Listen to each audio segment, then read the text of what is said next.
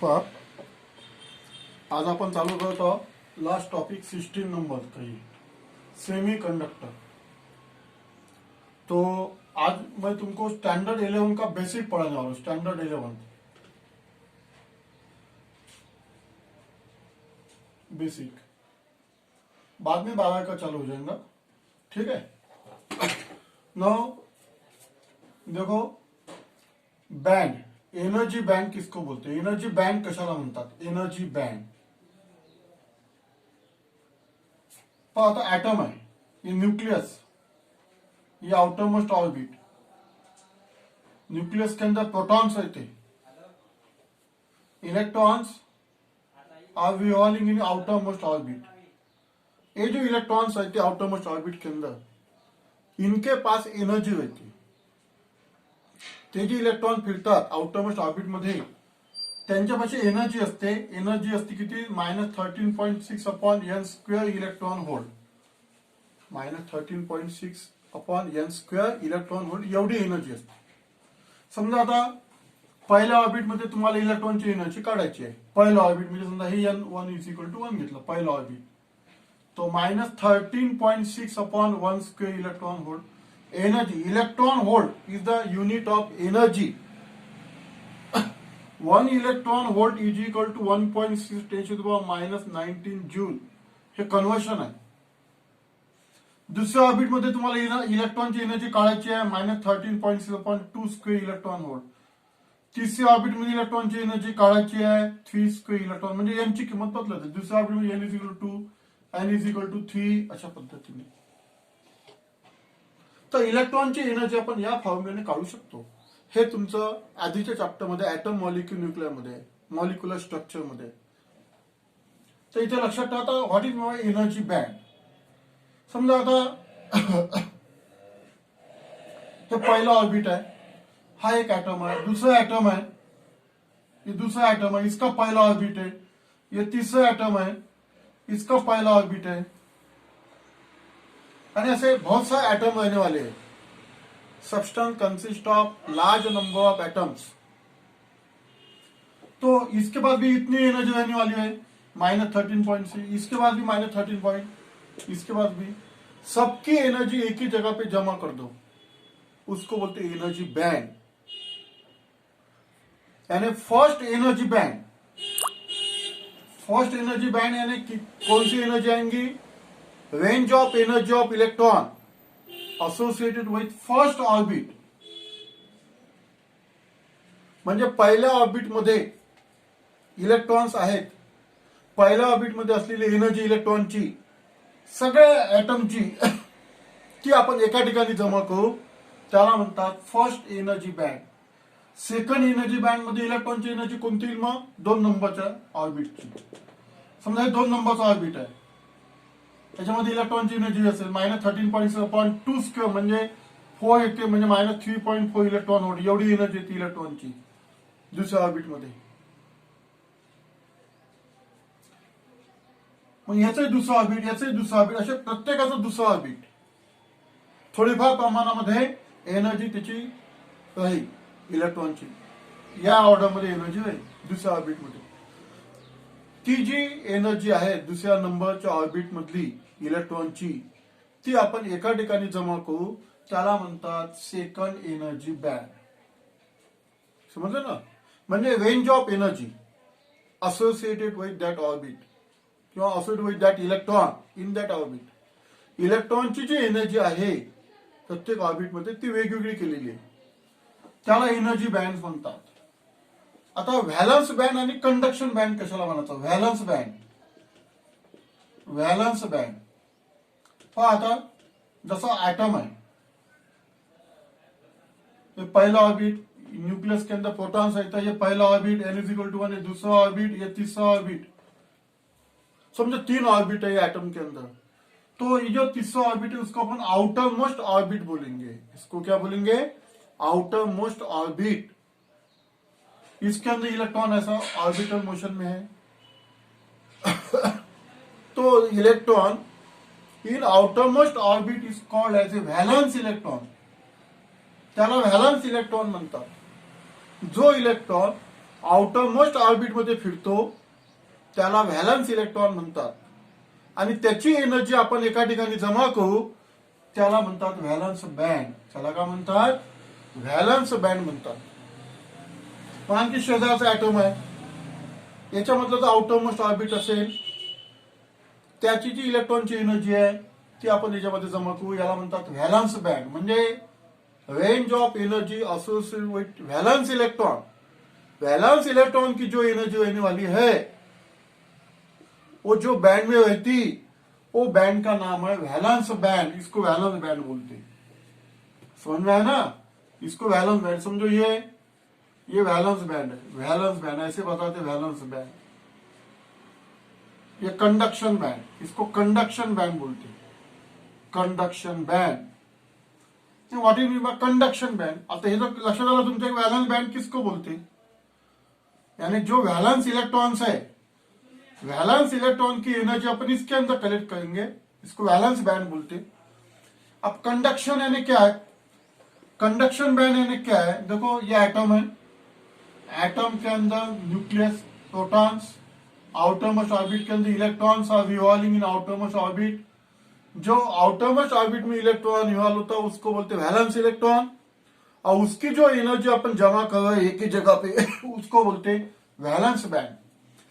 अब देखो समझो ये एटम है, इसका अगर ये इलेक्ट्रॉन से रिवॉल्व हो रहा है, ठीक है, तो इसका अगर टेम्परेचर बढ़ा दिया, ये जो इलेक्ट्रॉन है आउटरमोस्ट ऑर्बिट का ये एटम के बाहर आ गए.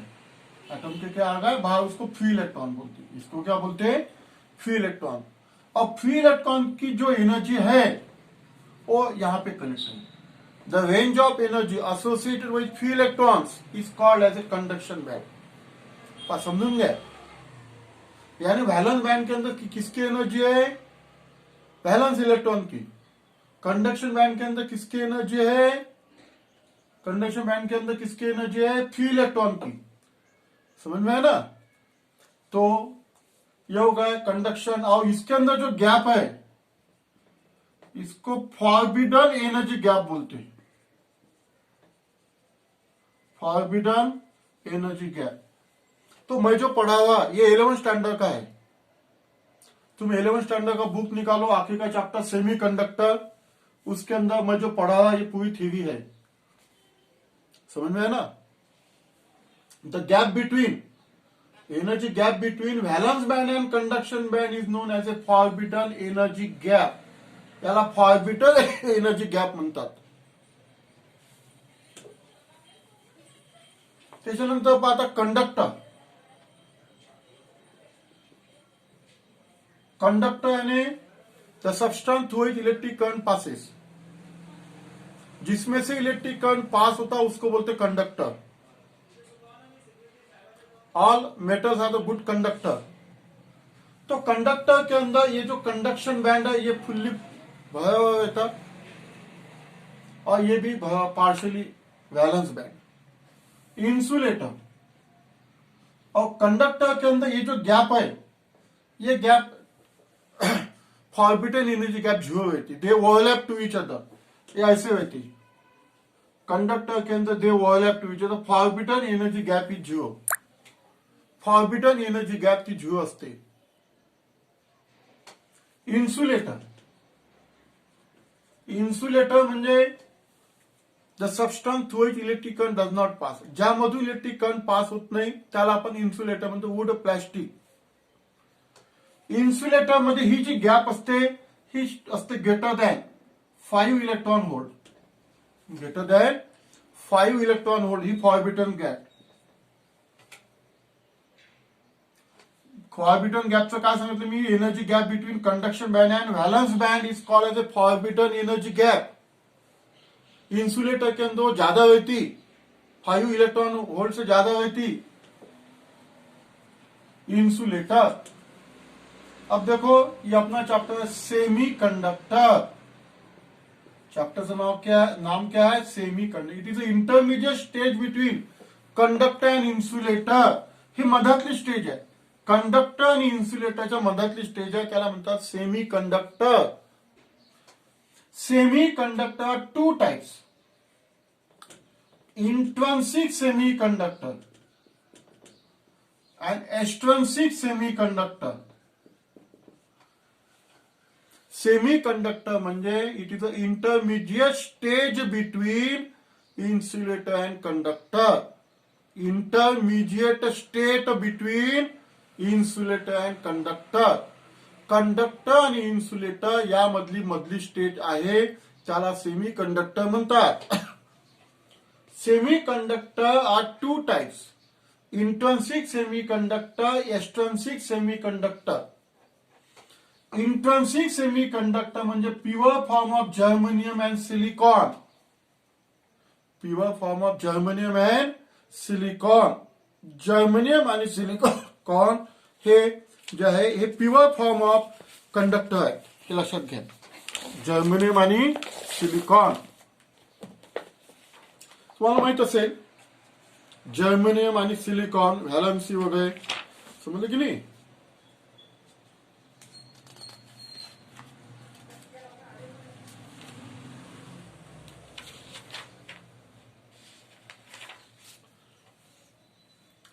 ठीक आहे. तर ही जी फॉर्बिटन तुम्हाला सांगितलेलं आहे, फॉर्बिटन एनर्जी काय प्रोसेस पहा.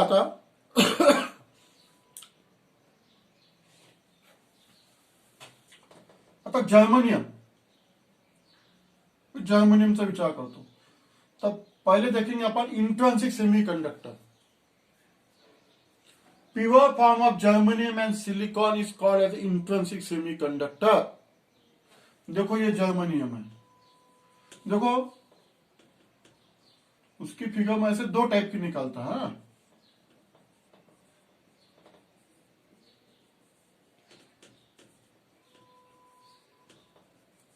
ये फिगर है जर्मनियम.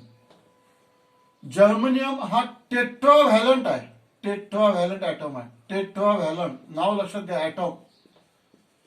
टेट्राव्हॅलंट म्हणजे ज्याच्या आउटरमोस्ट ऑर्बिट मध्ये 4 व्हॅलन्स इलेक्ट्रॉन्स असतात त्याला टेट्राव्हॅलंट ऍटम म्हणतात. टेट्राव्हॅलंट समजलं ना, 4 व्हॅलन्स इलेक्ट्रॉन म्हणून त्याला टेट्राव्हॅलंट म्हणतात. जर्मनियम किंवा सिलिकॉन याचा जो ऍटम आहे त्याच्या आउटरमोस्ट ऑर्बिट मध्ये 4 इलेक्ट्रॉन्स असतात म्हणून त्याला टेट्राव्हॅलंट ऍटम म्हणतात. मग आता समजा एक इमॅजिन करा, याचे 4 ऍटम्स आहेत याच्या आउटरमोस्ट ऑर्बिट मध्ये, याचे 4 आहेत असे 4 ऍटम्स आहेत आउटरमोस्ट ऑर्बिट मध्ये. ठीक आहे. पहा आता मी फिगर काढून आलेलो आहोत. हा जर्मनियम काय करतो म्हणजे at low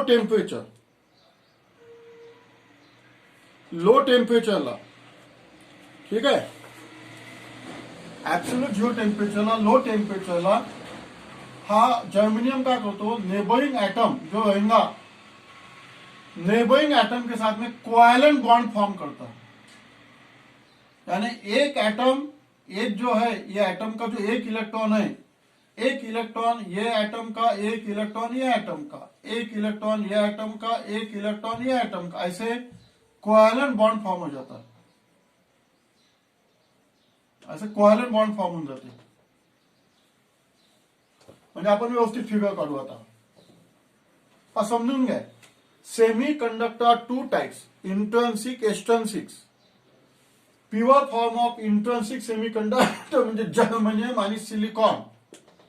4th periodic table मध्ये टेट्राव्हॅलंट ऍटम हा. आता काय करायचं, असं जर्मनियम काढायचं आहे. जर्मनियम जर्मनियम जर्मनियम किंवा एसआय घ्यायचं, तुम्ही हे घेतलं तरी चालते, सिलिकॉन घेतलं तरी चालते. जर्मनियम जर्मनियम जर्मनियम असं बॉन्डिंग काढायचं. हे बॉन्डिंग म्हणजे एक इलेक्ट्रॉन याचा, एक इलेक्ट्रॉन याचा. समजलं ना. आता समजा हा मधातला तुम्ही पहा, हा मधातला जर्मनियम पहा. मधातल्या जर्मनियम पाशी आउटरमोस्ट ऑर्बिट मध्ये किती व्हॅलन्स इलेक्ट्रॉन्स असतात, 4. त्यानं शेजारच्या 4 जर्मनियम सोबत किती कोव्हॅलेंट बॉन्ड तयार केले, 4. म्हणजे हा कोव्हॅलेंट बॉन्ड म्हणतात त्याला. त्याला काय म्हणतात, कोव्हॅलेंट बॉन्ड.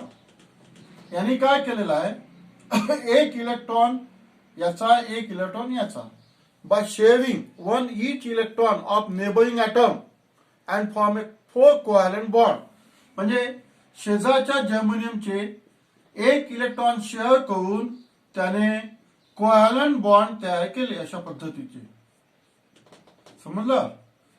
तर अशा पद्धतीचे कोव्हॅलंट बॉन्ड तयार केले. आणि तुम्हाला माहित आहे इलेक्ट्रिक करंट हा कशामुळे पास होतो? फ्री इलेक्ट्रॉन मुळे पास होतो. एकही फ्री इलेक्ट्रॉन शिल्लक नाही आहे इलेक्ट्रिक करंट पास होण्याकरिता. हे लक्षात घ्या. No free electrons is available for conduct the electric current. Electric current pass होण्याकरिता एकही इलेक्ट्रॉन शिल्लक नाही आहे. म्हणून it is a perfect insulator. तो परफेक्ट इन्सुलेटर झाला. Insulator. This germanium acts as a insulator. Insulator म्हणून तो काम करतो ऍट लो टेम्परेचर. ठीक आहे. मग काय होईल? मी तुम्हाला आज काय शिकवतो? इंट्रन्सिक सेमी कंडक्टर शिकून झालेला. Semiconductor 2 types, intrinsic, extrinsic. आज मी तुम्हाला काय शिकवतो? Intrinsic semiconductor, pure form of germanium आणि silicon are the example of intrinsic semiconductor. हे टेट्राव्हॅलंट ॲटम आहे. टेट्राव्हॅलंट म्हणजे ज्याच्या आउटरमोस्ट ऑर्बिटमध्ये 4 इलेक्ट्रॉन्स असतात त्याला टेट्राव्हॅलंट ॲटम म्हणतात. हा जर्मेनियम आहे. याच्या आउटरमोस्ट ऑर्बिटमध्ये किती इलेक्ट्रॉन्स आहे? 4. हा काय करतो? मग शेजारच्या 4 जर्मेनियमच्या ॲटम सोबत एक इलेक्ट्रॉन शेअर करतो आणि असे 4 कोव्हॅलंट बॉन्ड तयार करतो. एकही इलेक्ट्रॉन शिल्लक नाही आहे इलेक्ट्रिक करंट पास होण्याकरिता. म्हणून लो टेम्परेचरला तो इन्सुलेटर म्हणून काम करतो. मग काय होईल? At room temperature. आता रूम टेम्परेचर होईल. रूम टेम्परेचरला काय होईल? याच्यातले काही कोव्हॅलंट बॉन्ड ब्रेक होऊन जातील. At room temperature some covalent bond break. इथला समजा असं इमॅजिन का इथला कोव्हॅलंट बॉन्ड तुटला. मग इथला जो इलेक्ट्रॉन आहे तो बाहेर आला. इथे जागा तयार झाली. This vacancy of electron is called as hole. Missing of electron, missing of electron म्हणू शकता, व्हॅकन्सी ऑफ इलेक्ट्रॉन म्हणू शकता. याला होल म्हणतात. म्हणजे पाहता हा जो कोव्हॅलंट बॉन्ड आहे याच्यामध्ये एक इलेक्ट्रॉन्स आहे आणि एक होल आहे. याला होल म्हणतात. होल आणि इलेक्ट्रॉन असं तयार झालेलं आहे आणि इथला इलेक्ट्रॉन बाहेर पडलेला आहे. इथला इलेक्ट्रॉन बाहेर पडला. हा झाला फ्री इलेक्ट्रॉन्स.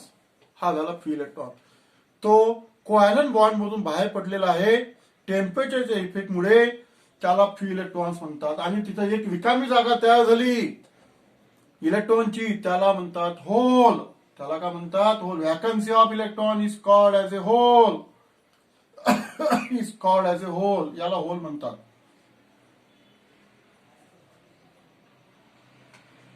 लक्षात आलं?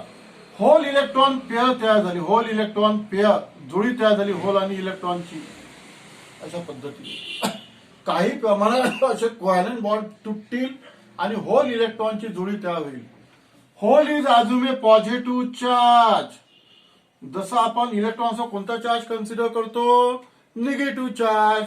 तशा पद्धतीने होल व पॉझिटिव्ह चार्ज कन्सिडर करायचा. होलवर पॉझिटिव्ह चार्ज कन्सिडर करायचा. मग काय होईल?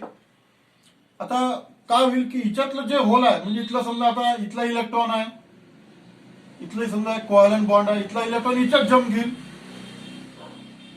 इथं होल तयार झाला पुन्हा, इथला इलेक्ट्रॉन बाहेर पडला. बरोबर? असं हे सायकल चालू राहते आणि इलेक्ट्रिक करंट यामध्ये पास होतो. आणि this germanium acts as a conductor. Room टेम्परेचरला काही प्रमाणामध्ये, कमी प्रमाणामध्ये इलेक्ट्रिक करंट पास होतो म्हणून तो कंडक्टर म्हणून काम करतो. म्हणजे तुमच्या लक्षात आलं असेल की जर्मेनियम किंवा सिलिकॉन लो टेम्परेचरला ते इन्सुलेटर आहे, रूम टेम्परेचरला ते कंडक्टर आहे, कंडक्टर म्हणून काम करतात. म्हणजे दोन्ही सुद्धा ऍक्टिव्हिटी त्याच्यामध्ये तयार होऊ शकतात म्हणून त्याला सेमी कंडक्टर म्हणतात. ही जी डायग्राम काढलेली आहे मी, ही डायग्राम आहे इंट्रिन्सिक सेमी कंडक्टरची. म्हणजे तुम्हाला हे तुम्हाला 12वीत नाही आहे, हे 11वीमध्ये आहे. एमसीक्यू तुम्हाला विचारू शकते. हा जो पोर्शन आहे मी 11वीचा, कारण हे शिकल्याशिवाय तुम्हाला पुढचं येणार नाही 12वीचं. तर इंट्रिन्सिकचं आयडिया क्लिअर झाली. काय सांगितलेलं मी, सेमी कंडक्टर किती टाईपचे असतात, 2. कोणकोणते, इंट्रिन्सिक आणि एक्सट्रिन्सिक. मी एक्सट्रिन्सिक शिकवलं का नाही, मी काय शिकवलं, इंट्रिन्सिक. कोणते 2 एक्झाम्पल इंट्रिन्सिकचे, जर्मेनियम आणि सिलिकॉन. 4th पिरियोडिक टेबल मध्ये म्हणजे टेट्राव्हॅलंट ऍटम आहे तो. टेट्राव्हॅलंट म्हणजे ज्याच्या आउटरमोस्ट ऑर्बिटमध्ये 4 इलेक्ट्रॉन्स असतात त्याला टेट्राव्हॅलंट म्हणतात. हे इलेक्ट्रॉन जर्मेनियम काय करतो, मग शेजारच्या जर्मेनियम सोबत 4 कोव्हॅलंट बॉन्ड तयार करतो. लो टेम्परेचरला एकही इलेक्ट्रॉन शिल्लक नाही त्याच्यापाशी इलेक्ट्रिक करंट पास होण्याकरिता. सगळे इलेक्ट्रॉन कोव्हॅलंट बॉन्ड मध्ये एंगेज झालेले आहे. 8 आहे ना याच्या बाजूला, पहा तुम्ही. या प्रत्येक कोव्हॅलंट बॉन्ड मध्ये एक इलेक्ट्रॉन याचा, एक याचा, एक याचा, एक याचा, अशा पद्धतीने एकही इलेक्ट्रॉन शिल्लक नसल्यामुळे इलेक्ट्रिक करंट पास होत नाही, म्हणून तो इन्सुलेट झाला. पण रूम टेम्परेचरला काय होते, काही प्रमाणामध्ये कोव्हॅलंट बॉन्ड तुटतात आणि इथले इलेक्ट्रॉन बाहेर पडतात. याला होल म्हणतात. Hole is assume a positive charge. Hole is assume a positive charge. Missing of electron, absentee of electron, vacancy of electron is called as a hole. याला होल म्हणतात. ठीक आहे. होल इलेक्ट्रॉन पेअर तयार होते आणि त्यामुळे hole electron हे फिरतात आणि इलेक्ट्रिक करंट पास होतो. तर हा एक महत्वाचा पॉइंट लक्षात ठेवा. इंट्रिन्सिक सेमीकंडक्टर में, इंट्रिन्सिक सेमीकंडक्टर के अंदर जो इलेक्ट्रिक करंट पास होता है वो होल इलेक्ट्रॉन पेयर की वजह से पास होता है. ये पॉइंट एमसीक्यू के लिए याद रखना. This is the diagram of intrinsic semiconductor.